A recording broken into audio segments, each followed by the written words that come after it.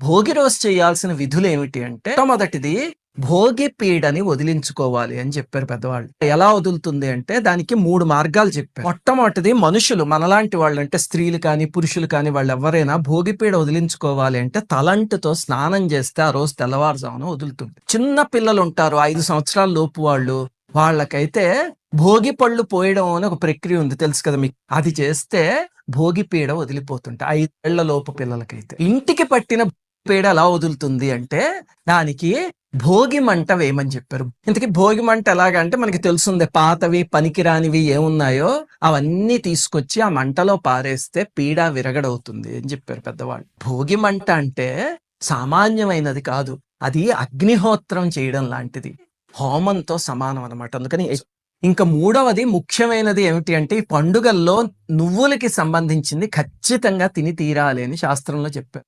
ఇంకా నాలుగవ